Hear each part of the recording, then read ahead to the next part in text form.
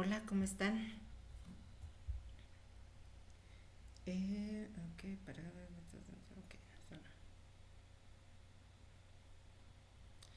Hola, hola, ¿cómo están? El día de hoy vamos a dar continuidad a nuestro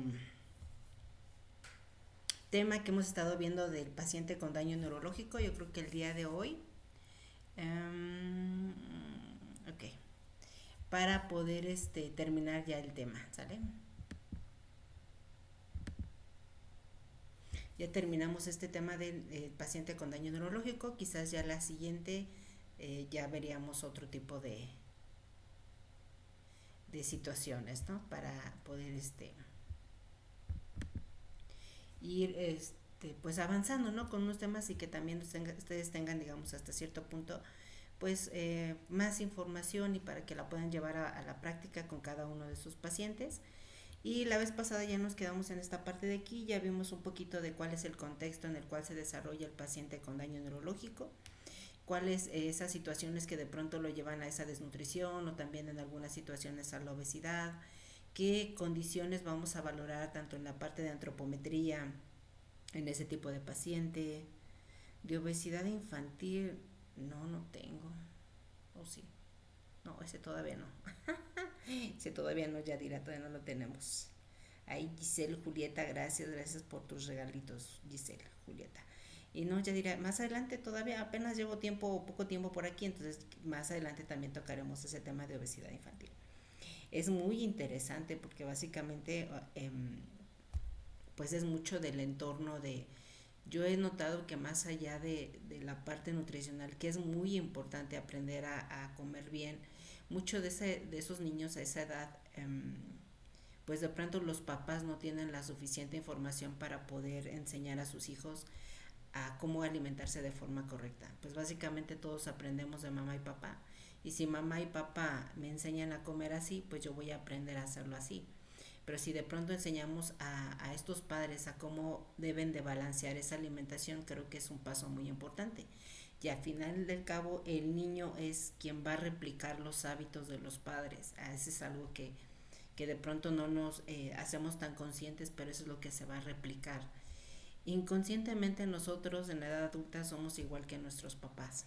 Entonces ahí hay que ver mucho de qué forma estos papás inconscientemente, lo hacen inconsciente, no es con el afán de dañar a sus hijos. Ellos justamente lo hacen con ese amor de decir, bueno, yo voy a darle a mi hijo todo lo que él está necesitando para poder pues sentir que él se sienta querido, ¿no? Y muchas veces quizás confundimos la parte de los alimentos con esa parte de cariño y el niño así lo va a recibir. Entonces cada vez que yo me sienta querido, pues voy a buscar este tipo de alimentos para yo poder sentir ese amor de mamá y papá, ¿sí? Entonces justamente ese es un tema muy interesante, casi la parte emocional de algunas situaciones las abordo mucho en la parte de un perfil que tengo en Instagram, que parece que por ahí lo pueden ver. Si quieren ir contagiándose un poquito más de esa información, ahí estos temas ya los abordo un poquito más dentro del entorno emocional, el conductual, del que hacemos día con día, cómo lo podemos observar y percibir en el paciente y en los padres de familia. Porque aquí sí es algo que yo me he dado la tarea de buscar esa información y de estarlo observando, de estar qué hay detrás de cada una de esas acciones que hacemos día con día y para qué las hacemos así. Y es algo que de pronto no nos cuestionamos, simplemente pensamos que así es la vida y así lo seguimos haciendo. Hasta que de pronto la vida misma nos muestra que hay otro camino, que hay otras situaciones que tenemos que voltear a ver para aprender a vernos, a conocernos que estamos replicando, esperando tener un resultado diferente. Entonces ahí es otro tema muy bonito, pero me gusta a mí. Yo creo que la parte nutricional ustedes ya la conocen, que no cambia, más bien es enseñar a esa familia, enseñar a ese niño a comer de forma adecuada, pero irnos más a profundidad. ¿Qué hay detrás de esos malos hábitos de alimentación? Eso es realmente lo interesante. ¿Qué hay detrás? Y eso justamente lo tocamos allá. Justo después de aquí ya me voy para allá, porque pues, me gusta también mucho esa área, pero sí, acá me gusta también esto, que me encanta compartir con ustedes, ¿sale? Pues vamos a ver si ya nos apuramos el día de hoy para terminar con este tema y ya la siguiente semana poder trabajar con algún otro, que por ahí me comentaban algo de cardiopatías, no sé si tengo algo de cardiopatías, voy a checarlo. Y también estaba la parte del paciente nefrópata, que también puede ser muy útil y ya lo podemos comentar, ¿no? Acá. Y si aquí nada más denme tiempo en este fin de semana para poder subir tanto las clases que hicimos en estos días y ya tenerlo ya totalmente cubierto estos temas también en el canal de YouTube. ¿Sale? Bueno, pues vamos a continuar. Ya habíamos visto la parte de antropometría, los bioquímicos, cuáles son los laboratorios que vamos a solicitar en el paciente, clínicamente que vamos a buscar, ya también lo consideramos, ya platicamos en el anterior live, ya espérame este fin y ya lo vamos a subir completamente. Y ahora vamos a ver la parte de la evaluación dietética, que es importante que observemos en este paciente, que vamos a preguntar. Recuerda que esta es tu mejor herramienta para ti, para que tú analices cuál es esa calidad de la alimentación de este niño. A través de ese recordatorio de 24 horas, qué información, obviamente muchas de las veces pensamos que va a ser subjetiva, sí, pero también puedes hacerlo de forma un poquito más conciso y preguntar más, ahondar más sobre cuál es ese tipo de alimentos que habitualmente ingiere el paciente, tanto en condiciones de salud como en condiciones de enfermedad, y ahí te va a dar un panorama muy diferente. Y yo creo que la práctica diaria te va a dar esa habilidad de poder hacer preguntas mucho más concisas de qué es lo que está comiendo, qué es lo más habitual que come el paciente. Muchas de las veces de pronto con mis alumnos me dicen, bueno, ¿y qué come? Ay, pues un vaso de leche, cereal, ok, ¿y cuánto cereal? ¿Qué tipo de cereal? Ay, es que no me dijo. Cosas así tan básicas que de pronto cuando empezamos a hacer este tipo de actividades se nos olvida, no nos percatamos. Y aquí importante, pues cada vez que hagamos esto, darnos ese foco rojo para identificar que algo me está faltando ahí, qué información no pregunté. El paciente no te va a dar esa información que tú no preguntas, ¿sí?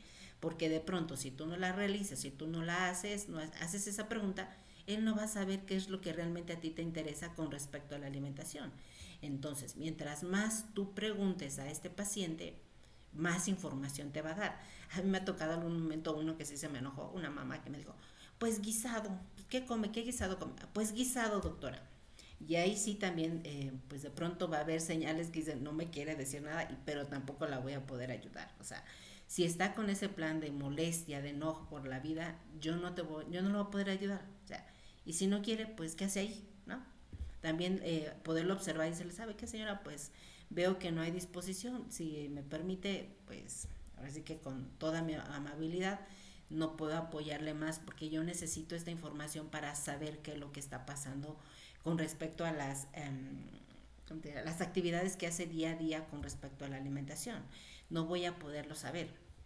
Por eso es importante y pues ahora sí que irnos dando cuenta de qué forma contesta cada una de las preguntas, ¿no? Incluso a mí me sorprende mucho y me vuelvo más perceptiva en el sentido de que cuando llega la mamá, llega el niño, incluso en el consultorio yo dejo que el niño, tanto en el nivel presencial como a nivel en línea, dejo que esté el niño, si es posible que esté ahí, perfecto, porque ahí yo me doy cuenta cuál es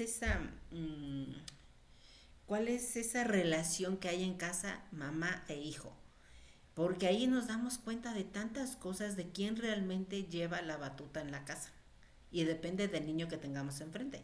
Por ejemplo, me ha tocado niños de 1 o 2 años que están dando un lado para otro, vuelta y bueno, podría esperar que estuvieran haciendo eso, pero un niño de 6 años haciendo eso, ahí quizás ya pasó un tiempo límite donde esta mamá ya no estableció límites en este niño y él va a hacer lo que le plazca. Entonces, si el niño dice, yo quiero bebidas endulzadas, ay, bueno, pues ya se las doy. Va a acceder muy fácil la mamá, entre otras cosas, por mencionarlo, pero me he dado cuenta de varias cosas que hay ahí que podríamos hablar de tantos detalles porque este es uno de ellos, de tantos, Ya en otro momento se me vino ahorita otro a la mente, pero pues, te voy a hacer muchas bolas, ajá. Pero en ese momento la mamá lo que es accede a dar ese tipo de alimentos, por una es porque ya no me delata, ya no esté molestando, ya se quede quieto, entonces, o simplemente la mamá no quiere poner ese límite en ese niño. Y no está mal, al contrario, aquí lo que hacemos es invitar a esa mamá para que ella se observe. Al final del cabo, ellos son los que van a decidir qué es qué es lo mejor para sus hijos. Yo no soy quien para decir, tienes que hacer esto, tienes que hacer lo otro. No, yo no soy nadie, yo soy, ni sé ni qué es lo mejor. Yo simplemente te invito a que te observes y veas qué es si eso que tú estás viviendo actualmente te gusta, adelante, síguelo haciendo. Pero si de pronto dices, esto ya no me está gustando, ¿qué tendría que hacer diferente para tener otro resultado diferente?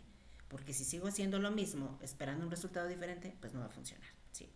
Ya con un tema ya me fui a otra cosa, pero bueno, aquí es importante entonces este recordatorio de 24 horas que lo hagas muy objetivo, tanto en cuanto a cantidades, combinaciones, horarios de alimentación, que tú preguntes qué tipo de alimentos son los que frecuentemente ingiere, en las fiestas que come, porque ahí te va a dar mucha información de cuál es lo más habitual, ¿sí? Pero de esta información importante ya habíamos mencionado anteriormente qué cantidad de kilocalorías ingiere, porque en base a esto yo me voy a dar una idea si esa cantidad de energía que yo estoy administrando es la adecuada para permitir ese crecimiento y desarrollo adecuado. Algo muy importante que me toca a mí observar cuando los niños están iniciando la alimentación complementaria, todavía es muy frecuente iniciar a base de frutas y verduras, pero eso ya cambió desde hace 10 años. Ahora ya la nueva tendencia, ahora sí, los nuevos consensos te habla de iniciar con carnes y cereales fortificados. Sí, pero si te das cuenta, muchas veces las mamás se quedaron todavía con esa idea porque está la abuelita, está la comadre y dicen, no, comadre, pues si yo le di frutas y verduras y mire cómo está, ¿no? Así, cositas así, pero realmente el hijo de la comadre es diferente al hijo tuyo. Pero eso es lo que no ven en ese sentido, simplemente se dejan guiar por la comadre y ahí están con frutas y verduras, llega contigo a la consulta y ya llega con una desnutrición. Cosas tan sencillas, pero de pronto pues van a implicar qué información tiene la mamá y de qué forma esta información la hace ella, hasta ahorita cree que es lo adecuado, pero de qué forma va a impactar en esa calidad de alimentación y en esa nutrición del niño, de qué forma va a mejorar ese crecimiento y desarrollo. Y de ahí, con la información que tú tienes con respecto a lo que vas en las clases, en lo que has visto de cómo debe de ser una nutrición adecuada, de ahí, desde ese punto, tú ya puedes evaluar y poder recomendar, hacer ciertas recomendaciones dietéticas a esta mamá para que pueda mejorar la calidad de su alimentación, ¿sí? Y pues obviamente ahí poderle orientar para que mejore estas condiciones de salud y nutrición. Y ya veíamos en algún momento la calidad de la dieta, evaluar con respecto a mí me parece muy básico, las leyes de la alimentación. Tú evalúas si esa calidad de la dieta, de acuerdo a esas leyes de alimentación, que debe de ser completa, equilibrada, inocua, suficiente, variada y adecuada, está cubriendo con todo ese tipo de alimentación que está dando la mamá. En algún momento me decía una mamita, bueno, pues es que le doy de desayuno leche con galletas. Pues desayuna, doctora. Ok, mire, yo me puedo comer un café y un pan dulce. Estoy desayunando, ¿cómo ve usted? No, pues es que es mucho azúcar. Así justamente. Y también otra cosa que de pronto me encuentro por ahí, piensan que, no digo que las gelatinas sean malas, ¿verdad? Dependiendo en qué circunstancia, pero de pronto como que me la idealizan mucho la gelatina. Pues es que le di gelatina, pues gelatina es básicamente un poco más azúcar. No es que no la pueda comer, pero hay que individualizar en qué tipo de pacientes podemos dar ese tipo de alimentos de manera ocasional, pero en qué otros no. Entonces ahí es importante, ¿no? Y por mencionarte algunos, es un alimento, pero entre otros que tienen mucho azúcar y que de pronto los ponen como, pues obviamente la parte mercadotecnia nos gana en algunas cosas y pues las mamás creen que eso es lo mejor para los niños. Pero para eso están todos ustedes, para que podamos orientar a esas mamás de cuál sería esos alimentos mejores para cada uno de sus pequeños.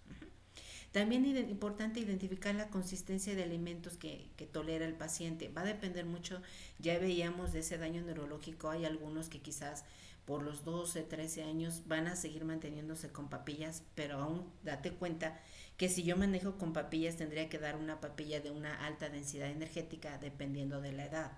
Porque si aún así a un niño de 12 años que está comiendo papilla le doy puras frutas y verduras, pues no voy a alcanzar a cubrir esa demanda energética para que mantenga su crecimiento y desarrollo.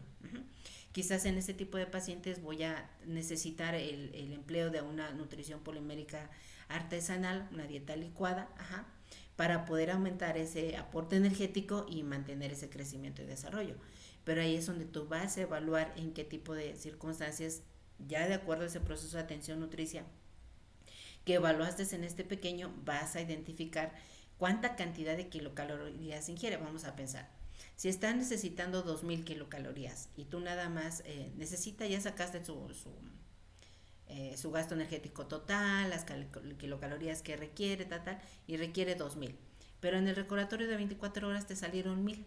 Y ya te dice la mamá, pues es que si le doy de comer, si se come todo y luego si le doy un poquito más ya se vomita. Bueno, ahí tendrías que ver cuál es esa calidad de la alimentación, qué cantidades está ofreciendo y cómo las combina, y si hay la posibilidad de dar quizás entre las tomas alguna aporte enteral para cubrir esa demanda energética, ¿no? Quizás de momento no le voy a meter las 1000 de sopetón, pero quizás dejo 2 tomitas de una dieta, de un licuado, una dieta polimérica artesanal para cubrir las 1500, mientras me va aumentando un poquito más la parte de la alimentación sólida. Le voy a enseñar a la mamá a aumentar la densidad energética de los alimentos para cubrir mayor cantidad de kilocalorías, y ya, o bien, ya en mi siguiente consulta resulta que no alcanza a ingerirse nada más las 1000. Bueno, ¿qué posibilidades tengo de aumentar otra toma de licuado? Pero aún así, si esto no nos llegara a las 2000, ¿qué está pasando? ¿Qué tendríamos que sugerir en algún momento? Quizás la colocación de alguna sonda de alimentación, porque la misma situación del daño neurológico de esa alteración no nos permite alcanzar ese 100% de las kilocalorías que el paciente requiere, ¿sale? Pero es eso lo que nosotros vamos a evaluar si está en el hospital lo evaluamos diariamente, ¿no? Pero quizás en tu consulta va a depender mucho de ese diagnóstico antropométrico, con qué frecuencia tú lo vas a citar en la consulta externa para dar ese ajuste a esa cantidad de kilocalorías que el paciente requiere, y si realmente la mamá comprendió lo que tú le explicaste con respecto a cómo hacer o preparar la alimentación. Sí. Todo eso es con la final de dar seguimiento para llevarlo a esa recuperación nutricional al paciente. Si tú lo ves con una desnutrición grave y me lo citas en 2 meses, pues va a seguir más desnutrido. Por eso es importante que de acuerdo a ese diagnóstico antropométrico tú lo evalúes. Generalmente los desnutridos graves hay que estarlos evaluando cada semana si los vemos en consulta externa. Incluso la norma te dice que no debería de estar en consulta externa, sino debería de estar hospitalizado. Pero muchas veces la parte médica considera que el riesgo aumenta si está dentro del hospital por el riesgo de infectarse.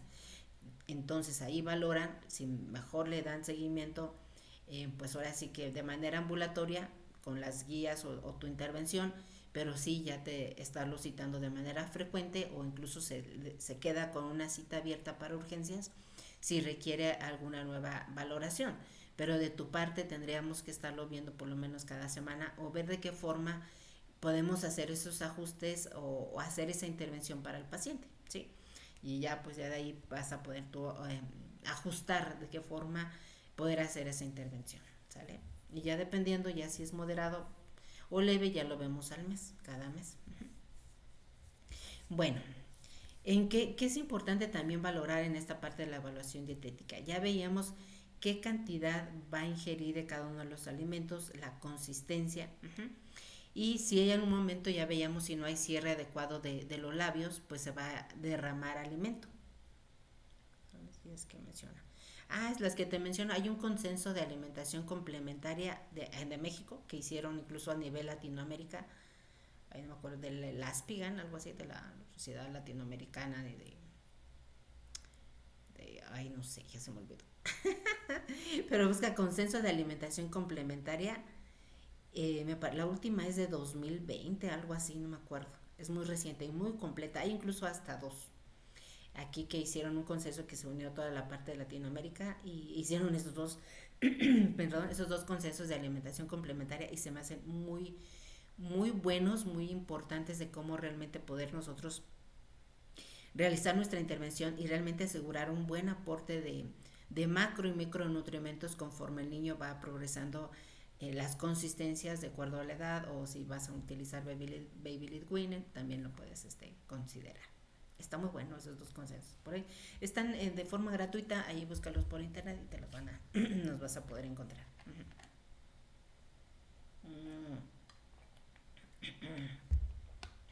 Ya también mencionábamos, ¿cuánto tiempo se tarda en alimentarse este pequeño? Lo ideal sería 45 minutos, máximo 1 hora. Hay quien quizás media hora también no es adecuado, Pero en pacientes que de pronto dice la mamá, es que se tarda 2 horas en comer, desayuno 2 horas, comida 2 horas, cena 2 horas, ¿cuántas horas le va a quedar disponible a esta mamá para quizás hacer sus demás actividades? Quizás tiene que trabajar, ella es sustento de la familia y además tiene otros hijos, tiene esposo y tiene actividades en el hogar. Así es que hay que también considerar esta parte. Y de pronto se nos pasa y dejamos tomas por la noche. O sea, ¿en qué momento va a dormir esta mamá? Pues no, también hay que importante que para que este niño esté bien, la mamá tiene que estar bien. De pronto las mamás dicen, no, pues lo importante es mi hijo. Creo que es algo ahí. Si el hijo está bien, pero la mamá se enfermó, ¿quién va a cuidar al hijo? No, las mamás, necesitamos que estas mamás estén muy, sentirse no tan estresadas, porque es algo que de pronto como mamás no se permiten tan fácilmente por toda la preocupación que en ellas cargan o que pronto ven no hay solución para lo que ellas creen que están viviendo en ese momento y pues cada quien es libre de decidirlo, pero también invitarlas a que se den un tiempo para ellas mismas, para que estén tranquilas, para que estén pues ahora sí que lo más relajadas posibles para realizar este tipo de alimentación. Y de ahí en un momento se considera las ondas de alimentación porque básicamente pues ya es más fácil acortar estos tiempos y asegurar realmente esa cantidad de macro y micronutrientes que va a requiere este niño para continuar con este crecimiento y desarrollo. Entonces ahí sí hay que valorar de pronto con la mamita, ¿no? Y también con la parte médica. Y de pronto también evaluar esas habilidades motoras, porque de pronto yo les comentaba de este niño de 1 año que de pronto no sostenía la cabecita y le digo a la mamá, es evidente que este niño no va a poder, no vamos a progresar, no vamos a poder progresar esas consistencias de alimentos. Era un niño de 1 año y todavía comiendo papillas y sin sostén cefálico que de pronto se le iba hacia atrás la cabecita y eso pues ya veíamos que imposibilita la buena dilución de los alimentos. Y justamente, entonces, ¿cómo le vamos a hacer? Porque este niño, pues conforme vaya el tiempo y no estemos garantizando esa energía que está necesitando, pues va a conllevar a una desnutrición, a que se enferme muy seguido, a que tenga que hospitalizarse, otra vez deja de comer, se sigue desnutriendo, se sigue enfermando y el círculo se sigue, pues ahora sí que dando vueltas, ahí nada más sin poder salir de ahí. ¿Sí? Entonces es importante orientar a esta mamá para que observe al niño y también explicarle cuáles son esas circunstancias en las cuales se encuentra para que ella también pues pueda realizar otras actividades, ¿no? Yo creo que dentro de bueno, la mayoría de los pacientes tiene sus detalles, pero esto también implica pues un mayor desgaste de la mamá, tanto físico como también a nivel emocional, ¿sale?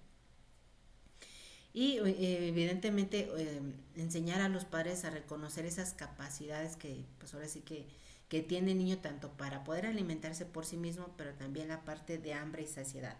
Hay niños que de pronto no pueden hablar, no hablan, ¿no? Pero dice la mamá, es que ya le entiendo, doctora, ya sé cuando tiene hambre, y nada más con el quejido, y ya, ¿no? El niño ya, y ya le dice, es que quiere de comer, doctor. Ok, perfecto, usted ya le conoció, ya le conoce, ya está más en contacto con él.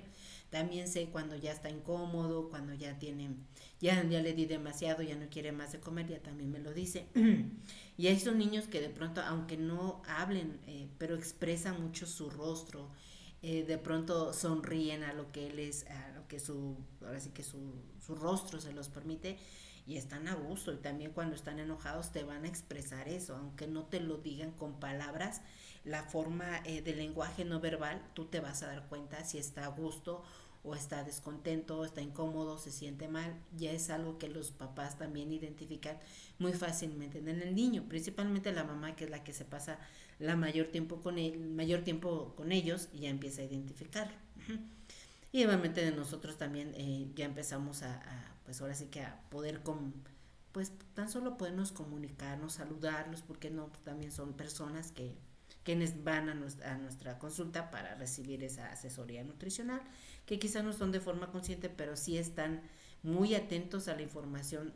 Quizás no comprende, pero el tono de tu voz, cómo te encuentras tú, cómo le explicas a la mamá, ellos te están observando todo el tiempo. Por ahí me acuerdo de un niño que de pronto vimos él tenía sordera y él llegaba tocando así las cosas a su alrededor y era su forma de poder conocer quién estaba ahí y obviamente ya escuchaba las voces de cada uno y tocaba las paredes, las mesas, las sillas, así, las golpeaba para poder emitir un sonido y decir, esto es esto, esto es lo otro. Así, o sea, realmente como, pues ahora sí que esa inteligencia que tiene nuestro cuerpo para poder expresar es muy bonita, ¿no? Y hay que importante identificarla, saberla identificar en los pequeños. ¿Sale? También importante esa parte del entorno familiar, cómo es. Muchas de las veces, pues es tanta la carga que hay con este tipo de pacientes que llega a haber disfunción familiar. Realmente hay ocasiones que el papá se va o la mamá ya está muy cansada, está muy agotada por esta alta carga de trabajo que se entiende, más sin embargo pues solamente les podemos por nuestra parte apoyar y quizás enviarles con algún apoyo psicológico para que puedan pues sobrellevar esta carga, ¿no? Porque no es fácil, no es fácil. Yo creo que es algo que sí implica un desgaste, les mencionaba, físico y emocional, ¿no? Y más porque de pronto si tiene muchas consultas este niño, pues dicen las mamás, ¿en qué momento puedo yo ir a trabajar? O mi esposo ya perdió el trabajo porque las consultas a las cuales nos están citando. Y sí, se entiende, pero también qué hacemos si ese niño requiere esa valoración o ese seguimiento. De pronto también la parte de seguridad social ya se pierden los trabajos y ahora cómo le hago para pagar tanto los medicamentos, las consultas, los estudios, los laboratorios. Son muchos detalles que va a requerir estos niños para que pues podamos sacarlos adelante. Y de pronto, ¿no? Con qué alimentos va a disponer a su alrededor, con cuáles cuenta para poder asegurar, pues ahora sí que asegurar esta demanda de energía en ese tipo de pacientes, ¿no? Y de pronto, o sea, hay mamitas que si se nos llegan a deprimir, hasta los mismos niños en algunas situaciones va a depender, porque no todos, dependiendo, hay unos que sí están conscientes de lo que están viviendo y hay otros que pues realmente pues se pierden, ¿no? En esta situación. Recuerdo por ahí había un niño que te gusta, como me acuerdo, como de 16 años que tenía un daño neurológico por una enfermedad, un síndrome de Duchenne se llama, que es una enfermedad que va paralizando de forma progresiva pues tanto el cuerpo y solamente afecta a la parte de los niños. Y este niño de pronto, pues un niño de 16 años, ¿no? Que dices, pues órale, se le movían todas las hormonas ahí, a pesar de que dices, bueno, en esas condiciones, y pues ya andaba echándole pues ojo a las enfermeras, a las pasantes, y dije, ay, mira qué interesante. De pronto se te olvida que son niños que donde pues su desarrollo va a seguir avanzando, va a seguir progresando, a pesar de las condiciones en las cuales se encuentran. Entonces sí, híjole, aprendes mucho de ellos, ¿no? De esa parte, ¿no? Y de estar observando toda la parte del entorno y cómo todo este entorno va a influir en esa mejoría o en esa recuperación del paciente, pero en algunos pues si el entorno no es tan favorable, que también se va a ver reflejado en esa evolución de los niños, ¿no? En esa recuperación. Así es. Uh-huh. ¿Cuál es al final de pronto el objetivo de la nutrición?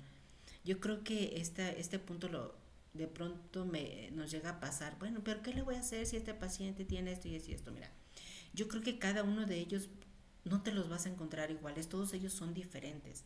Y hay pacientes que ojalá y nada más tuvieran una sola enfermedad, pero hay veces que te aparecen con 2 o 3 diagnósticos en los cuales tú vas a tener que intervenir con cada uno de ellos para dar el mejor plan de alimentación. Por lo tanto, cada uno de esas intervenciones va a tener que ser individualizada. Mucho de esto quizás son algunas sugerencias, alguna información que te vamos a dar para poderlos llevar a esa recuperación nutricional. Pero si este paciente de pronto vamos a pensar, no sé, que tiene a lo mejor un cáncer, híjole, pues todo se va a complicar más, porque si aún así con esta condición y la parte del cuadro clínico de un cáncer va a empeorar. De pronto nos han tocado niños con resecciones de un neuroblastoma y quedan con daño neurológico y aún en algunos casos siguen con quimioterapias. Es doble tratamiento y de pronto pues la quimio hasta qué punto te va a dejar progresar cierta consistencia de alimentos para seguir nutriendo a este paciente. Y por eso de pronto no podemos generalizar, simplemente tú de estas herramientas adáptalas a esas condiciones del paciente y haz ese mejor plan de alimentación que consideres adecuado. Ya vimos que es importante identificar o realizar ese proceso de atención nutricia para poder intervenir de forma adecuada a este paciente. e identificar cuáles son ese cuadro clínico y en qué forma va a estar afectando todo mi proceso a nivel de nutrir este cuerpo, ¿no? Ya veíamos que la nutrición implica desde la ingestión, la digestión, ingiero, digiero, metabolizo y elimino. ¿Dónde va a estar esa afectación? Y hay que evaluarlo e individualizarlo en ese sentido. ¿Cuál es la condición clínica de esta enfermedad? ¿Cuál es la evolución, el pronóstico, el seguimiento de este paciente? ¿En algún momento va a mejorar esa respuesta neurológica de acuerdo a la edad? ¿O quizás este daño ya es severo y se va a quedar de forma, pues ahora sí que indefinida, así? Entonces hay que poderlo identificar, porque esto te va a hablar de cuál es esa intervención que tú vas a realizar de acuerdo a la circunstancia en la cual se encuentre este paciente. Y al final de cuentas también es ver y evaluar realmente esa nutrición. Tiene ese fin de mejorar la calidad de vida del paciente, que mejore su salud, que tenga menos hospitalizaciones, que no esté tanto tiempo en el hospital, porque ya veíamos que no es lo mismo estar en el hospital que estar en la casa, donde quizás ya tiene un ambiente más agradable, está más apapachado, ya no tiene que madrugar tanto porque ya están en el hospital, de pronto hay mucho ruido, hay más pacientes, ya el otro niño de al lado ya está llorando, al otro ya le tomaron un estudio, ya se puso a llorar, etcétera. Entonces, qué mejor que estar en su casa para que esté apapachado por su familia, que no se nos enferme muy seguido, que siga creciendo de forma adecuada y además que también parte de esa nutrición ayude a reforzar ese sistema muscular para que tenga una mejor respuesta hacia pues a esa fisioterapia, a esa rehabilitación física y mejore y recupere quizás parte de esas habilidades motoras que le permitan pues mantener una vida lo más normal posible, ¿no? Que también es importante que estemos pues favoreciendo con esta nutrición. Y si se logran unos pacientes, hay que evaluar en qué tipo de pacientes vamos a tener que poner un mayor empeño para garantizar esta cantidad de energía. Y los papás de pronto son muy dedicados en algunos casos y se asegura que con esta cantidad de kilocalorías cubrimos esa demanda que ellos están necesitando. Sí, también es posible, ¿sale? Y también tenemos el otro lado, porque pues para que exista el uno, exista el otro, o sea, también hay del otro, ¿no? Pues va a depender mucho cuál es el que en ese momento va a estar contigo, ¿no? Para que tú puedas individualizarlo.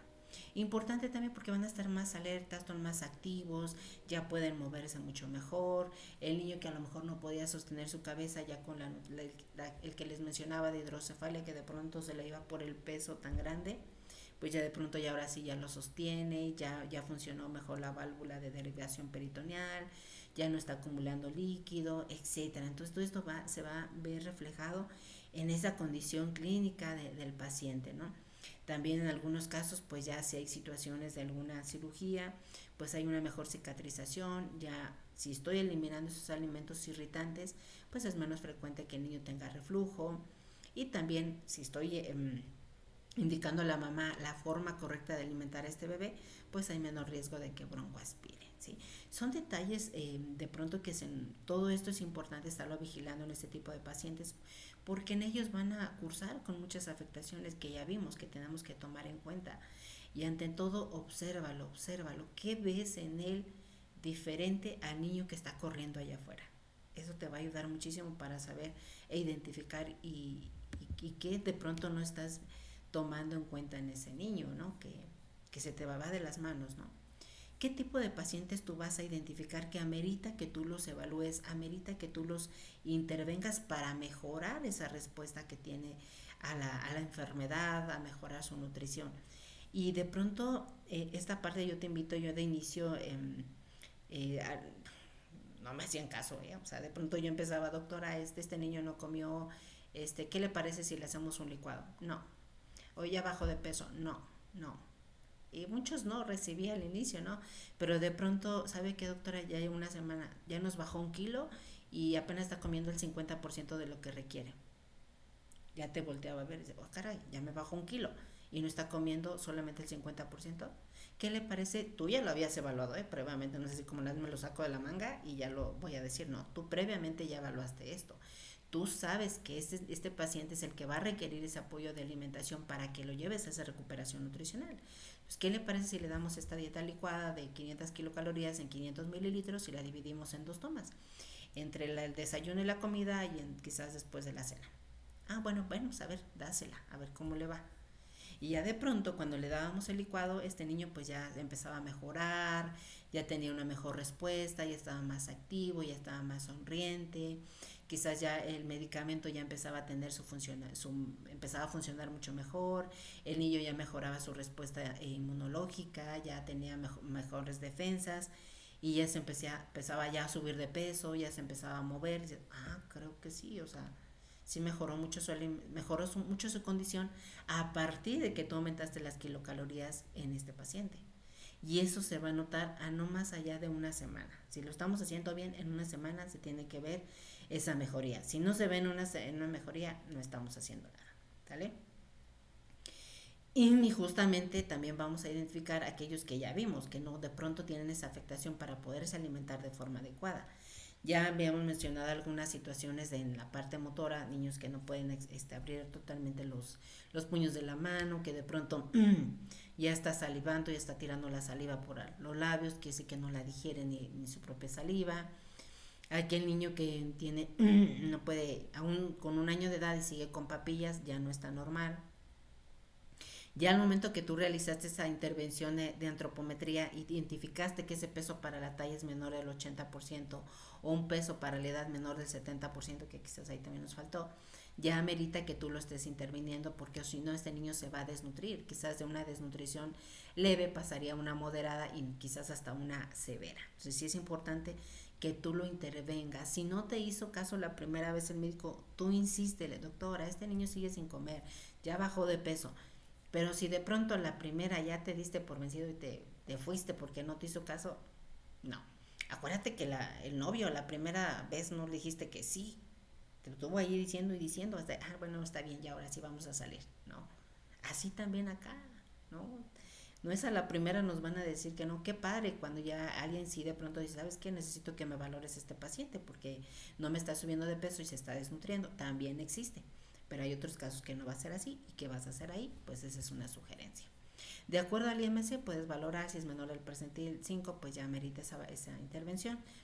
Y si hay un retraso en el crecimiento en base al porcentaje de talla para la edad menor de 90, también lo requiere. Y de igual que la desnutrición, también el sobrepeso y la obesidad amerita que tú apoyes a esta familia para que mejore la calidad de su alimentación. Y si como tal identificas alguna deficiencia de algún nutrimento, pues va a requerirlo pues de forma pues inmediata, ¿no? Para que tú mejores esas condiciones de alimentación. Ya veíamos en la parte de la alimentación enteral este cuadrito que a mí me gusta muchísimo. En un momento me lo compartió por ahí, no es totalmente mi idea, ahí sí le doy las regalías y de esta información a la maestra ¿qué es ella? En ciencias me parece, no me acuerdo qué, pero es Nayeli López, es una nutrióloga pediátrica también, mi maestra, muy buena, y ahí sí le volé esta información. Me gustó muchísimo porque ahí yo entendí mucho.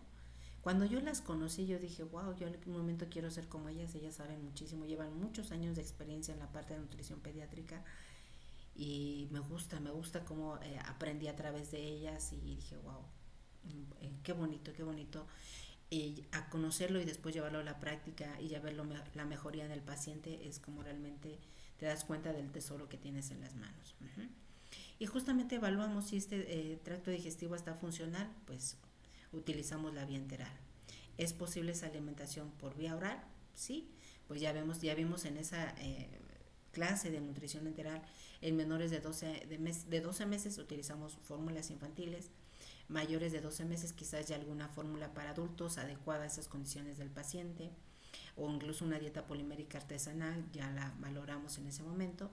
Y si no es posible dar esa alimentación por vía oral, hay que considerar la colocación de alguna sonda de alimentación, ya sea una gastrostomía, si es a corto plazo, más bien a largo plazo una gastrostomía, y si es a corto plazo una sonda nasoenteral. ¿Sí? Ahí te De acuerdo, si esta ya se considera que el niño por la condición en la cual se encuentra no es posible ingerir el 100% de su requerimiento calórico a través de la vía oral, pues ya a través de esta sonda para poder dar ese aporte energético, ¿no? También si hay algún riesgo de aspiración ya valorado con la parte médica, pues de preferencia que sea una sonda transpilórica y si no, puede ser a nivel gástrico. Esa tablita es basiquita, me gusta muchísimo y te explica realmente qué es lo que vamos a hacer con cada uno de los pacientes. Uh-huh. Y aquí viene esta otra también, esta no me acuerdo si la puse en el formulario, pero esta es muy básica, me gusta muchísimo. Ya veíamos en algún momento cómo sacar kilocalorías para la talla en aquellos pacientes. El primero, sacar el gasto energético total, la IDR, la ingesta diaria de energía para la edad, si tiene buen peso, buena talla, o aquel que vamos a tener que ajustar las kilocalorías para la talla. En este tipo de pacientes hay muchos niños que tienen tallas afectadas. ¿Qué quiere decir? Que en lugar de, tenemos un niño de 10 años, pero la talla que tiene ese niño de edad de 10 años, pero tiene una estatura de 6 años. Entonces ahí le vamos a dar la energía para 6 años, porque es un niño que está chaparrito. Pero si le damos para 10 lo vamos a llevar a una obesidad o a un sobrepeso. Entonces hay que darle para los 6 años. Y también para que tú acuérdate que esto lo que hacemos es con las fórmulas, es estimar ese aporte energético. De tal forma que sobre esos rangos tú te puedes ir moviendo para darte una idea si esta cantidad de energía que tú estás manejando es la que realmente el paciente necesita. ¿Y cómo sabes si eso es lo que necesita? Pues realmente si tienes esta ganancia de peso y de talla esperada. Si no, quiere decir que quizás le están haciendo falta más cantidad de kilocalorías o quizás le estás dando de más, si estás subiendo muy rápido. Uh-huh. Entonces, aparte de todo esto, yo calculo esta tablita que se llama kilocalorías por centímetro de talla. Esta me gusta mucho. Si este paciente es ambulatorio, o sea que realmente no hay una afectación que le impida caminar, podemos dar 15 kilocalorías por centímetro de talla. Si este paciente tiene una disfunción motora, una actividad física igual, bueno, la primera sin disfunción motora y ahora tiene una disfunción motora, tendríamos que dar 14 kilocalorías. No hay tanta diferencia. Pero sí, donde no hay ninguna actividad, que prácticamente está paralizado, ahí tendríamos que dar apenas 11 kilocalorías por centímetro de talla. Entonces ya tú tienes todas las opciones, gasto energético total, tienes IDR edad, IDR talla, y esta para que sobre estos rangos tú te vayas moviendo y vayas evaluando cuál es el mejor aporte energético que requiere este paciente para asegurar ese crecimiento y desarrollo, ¿sale? Entonces es importante que ese plan de alimentación cubra con esta demanda de energía para que logremos que este niño favorezca todos esos beneficios que vemos de la nutrición, que siga creciendo pues de acuerdo a lo esperado para su edad. Uh-huh. Y esta también me encanta muchísimo, también puedes sacarla dentro de todas las que te mencioné, esta que es para niños con parálisis cerebral infantil, de acuerdo a la actividad, si tiene una actividad restringida, 10 kilocalorías, si es una actividad leve o moderada, 15 kilocalorías, y donde tienen movimientos ya involuntarios o de forma muy frecuente, hasta 6,000 kilocalorías. Es ahí donde de pronto, solamente una vez me tocó un paciente así y falleció. Ahí sí no recuerdo cuáles eran las circunstancias, pero no le alcancé a dar 6,000 kilocalorías. Pues de pronto todo el tiempo convulsiona, y con el riesgo que convulsiona también es el riesgo que broncoaspire y estas cosas. Y no le alcanzamos a dar el 100%. Uh-huh. Pero es importante, o sea, también tú evaluar sobre qué rango se va a estar manejando, ¿vale? Y en cuanto al apoyo nutricio, esta también me gusta muchísimo. La puedes tener en tu formulario, que de pronto acuérdate, yo no te pido sugerencia, yo no te aprendas de memoria las cosas, no sirve aprenderse de memoria. Más bien tú identifica en dónde tú tienes tus apuntitos o dónde está tu formulario para que lo revises y repases. Mira, se me olvidó cuánto debe tener de potasio el paciente. Mira, voy a mi formulario y ahí me dice que el rango de potasio para esta edad es y ya lo revisas ahí. De fósforo, ¿cuánto debe tener? Ese tal. ¿Cuánto debe pesar para la edad? Mira, aquí tengo mis percentiles, tiene que tener esto. Es importante, nosotros en pediatría utilizamos un formulario, por eso es que por ahí en algún momento ven los anuncios de los formularios, porque yo no me aprendo toda esa información. Quizás yo con la práctica ya lo utilizo de manera muy, muy repetitiva y ya lo tengo. Incluso, por aquí tengo un portagafet, que ahí tengo ya todas esas formulitas así de forma muy rápida, ¿no? Por aquí lo tengo, pero creo que se me pierden de todo esto que tengo acá. Y ese portagafet, ahí yo tengo ya mis formulitas de kilocalorías, de peso, de talla, muy consensado. Y eso es lo que yo utilizo día a día. O sea, tampoco me los aprendo, ¿no? O sea, como que, mira, yo les digo a mis alumnos, no es tanto que tú te aprendas todo esto, yo lo que quiero que sepas, cuando tú tengas este paciente y requieras esta información, que sepas dónde acudir. Eso es lo importante. Que sepas dónde buscar. Porque de pronto vamos buscando por todo, ay, ¿dónde busco esto? ¿Dónde está? Ay, ya no sé dónde está. No, identifícalo. ¿Dónde está? Ay, mira yo cómo está. Siempre digo que me lo voy a traer aquí y no lo traigo. No, esto debe estar en otro lugar. Pero bueno, espero ya la siguiente traerles aquí para mostrárselos, que es muy práctico. Y ese justamente me sirve para todo esto. Incluso algunas de estas tablitas las manejo ahí en mi portagafet y ahí las traigo para el día a día. Entonces, si tienes un paciente que por la actividad física está normal, pues su crecimiento, aquí lo importante, hay algunas tablas que puedes utilizar ahí para niños con parálisis cerebral o hay unos para cuadriparesia espástica que están en el libro de nutrición pediátrica, es un amarillo de Donald, no sé qué, ese es uno. O incluso puedes buscar también por internet, también hay algunas referencias. Y también hay un estudio de niños con dependiendo el daño o la actividad física, también te dicen que hay esas tablas que tú puedes ajustar.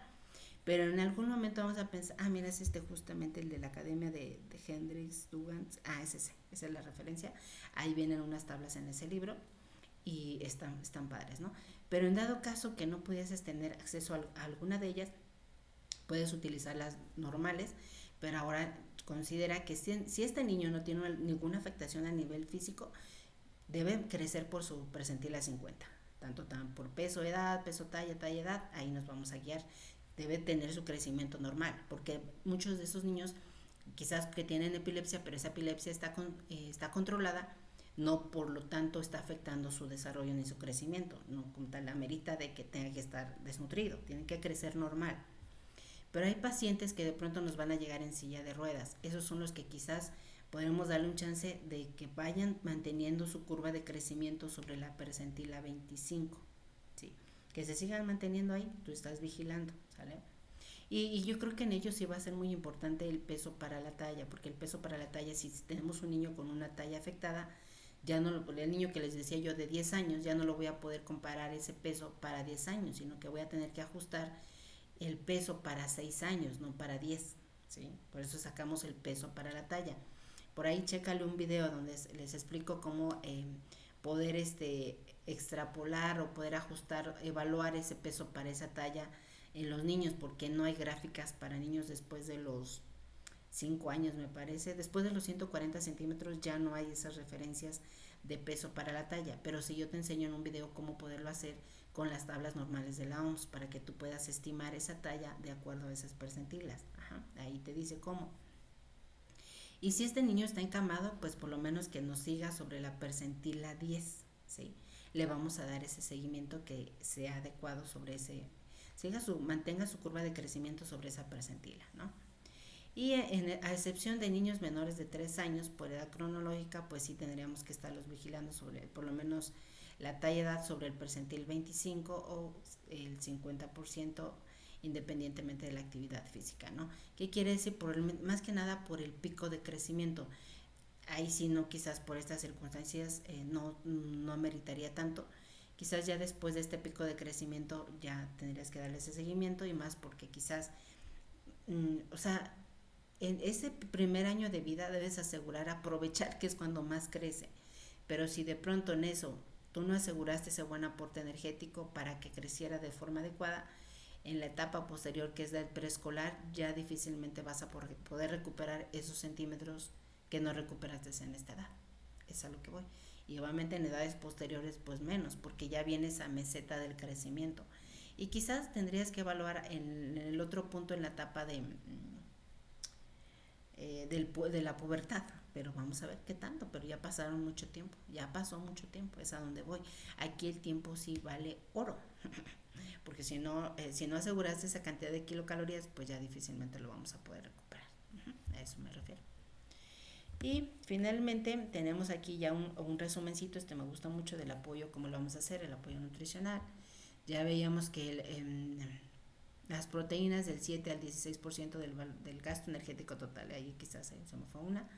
Ya veíamos igual sacar la IDR para la edad, la IDR para la talla, de acuerdo a la evaluación antropométrica del paciente. Proteínas, si está el paciente desnutrido, no, menos de 4 gramos de proteína por kilogramo por día.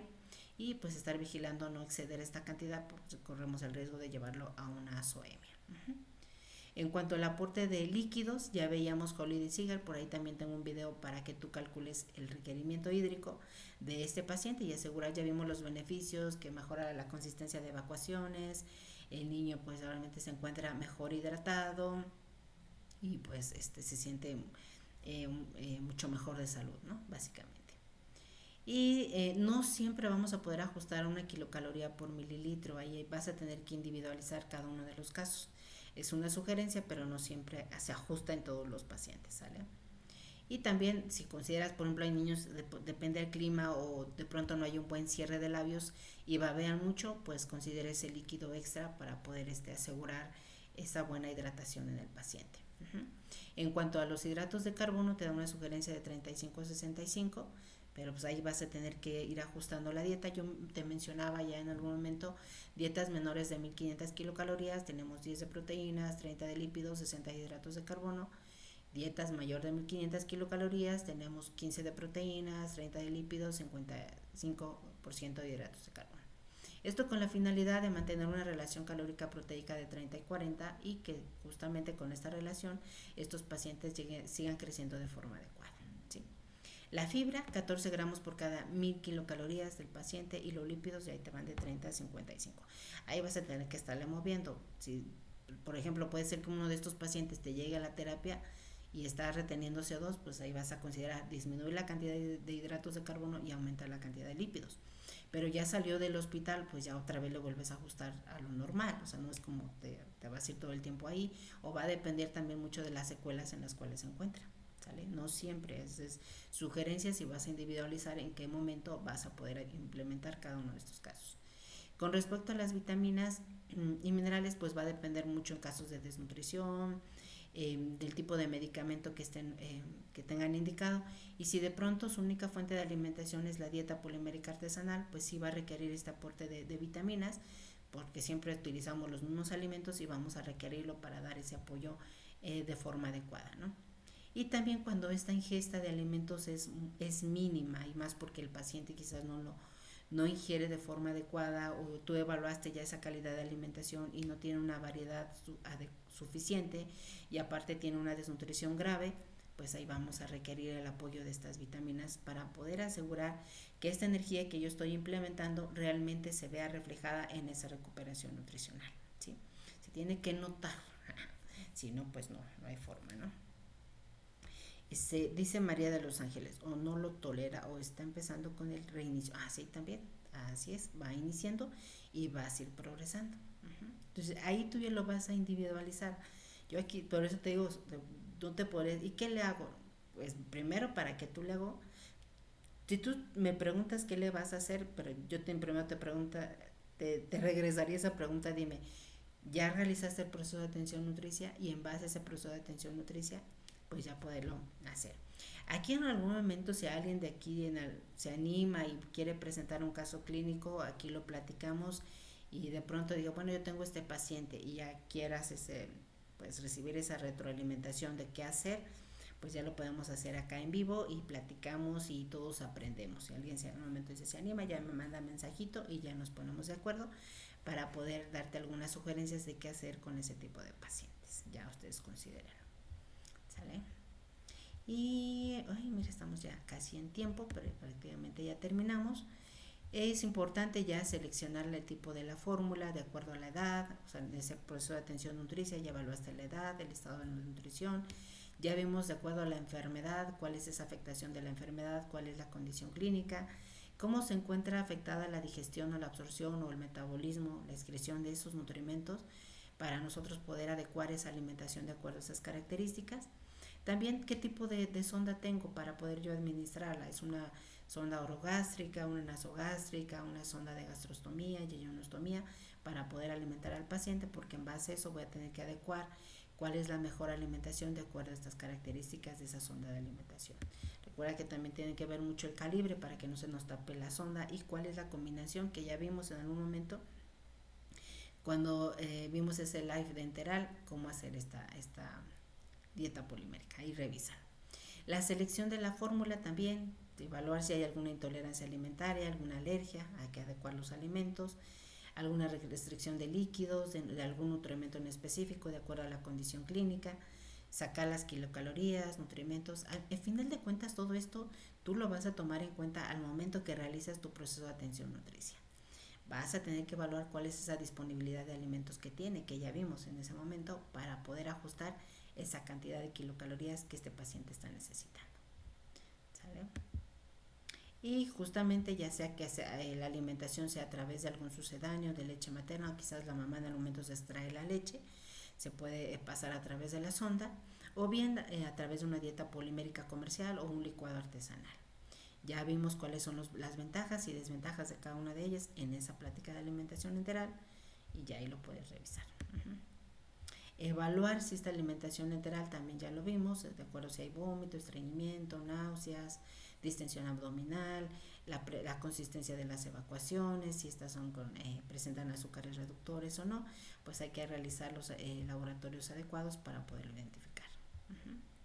Ahí a ver si acabamos, ya quiero. Y obviamente monitorear, si todo lo que yo ya intervine, ya lo que yo administré, está siendo utilizado de forma adecuada, se tiene que ver reflejado en la condición nutricional del paciente. Tiene que haber una recuperación tanto a nivel de antropometría, bioquímicos, clínicos o dietéticos, ¿sí? Se tiene que notar. Si no se nota, es que estamos haciéndolo mal, ¿sí? Hay que evaluar dónde, en qué punto nos está faltando para nosotros poder dar ese 100% de esa intervención. Y finalmente, también esto ya lo mencionamos alguna vez, de acuerdo al diagnóstico antropométrico, pues ya darle ese seguimiento a este paciente, ¿sí? Si está desnutrido, si es un niño con nutrición leve o sobrepeso, al mes. Los graves hay que estarlos citando cada 15 días, porque si no se nos pueden empeorar en poco tiempo. Ay, mira, ya acabamos. Justo el tiempo, ¿cuál era aquí? Ahí la vimos el monitoreo, ya vimos el y aquí. Finalmente es mi correo, si tienen alguna duda, pues ahí tienen mi correo. Y por Facebook, pues ahí tengo, ese es mi Facebook. Y por YouTube tiene la parte de nutrición pediátrica con Luisa Callejas, donde aparte de subirlos aquí, también los estoy compartiendo ahí para que los puedan revisar. Yo siento que ahí como que los veo más ordenaditos, los puedo ordenar mejor ahí, que de pronto acá me cuesta un poquito más. De todos modos yo los comparto y para que ustedes los puedan revisar en algún momento. Si hay alguna duda que ustedes quieran pues reafirmar, pues ahí está. ¿Sale? Pues mira, justo en tiempo estamos, porque esto para que se pueda grabar y se pueda compartir necesitamos 60 minutos, y si no, ya no nos deja. ¿Sale? Pues hasta aquí terminamos con este tema del niño con daño, nutrición en el niño con daño neurológico. Vemos la siguiente semana qué tema, por ahí me dan algunas sugerencias, voy a revisar cuál información tengo yo disponible para poderla compartir con ustedes y nos veremos la siguiente semana. No les aseguro qué día, porque sí, de pronto la siguiente semana la tengo un poquito más apretada, tengo algunas actividades, va a empezar un diplomado la siguiente semana, entonces sí, como que no sé, voy a ver qué día me puedo ajustar para estar aquí con ustedes y compartir y comenzar ese tema. Quizás lo empezamos a desglosar de paso a paso. Gracias Giselle, Julieta, por ese regalo, te lo agradezco muchísimo. Y gracias a todos ustedes también por compartir su tiempo conmigo, por estar aquí acompañándome y pues que esta información les sea muy útil en su práctica diaria. Muchísimas gracias. Ay, niños con autismo, qué intensidad, Mel. Aquí ya me la estás complicando, pero bueno, vamos a revisarlo más adelante con todo gusto y muchísimas gracias por su atención, que duerman, que descansen, que tengan un bonito fin de semana, disfruten su vida, sean felices y nos vemos próximamente.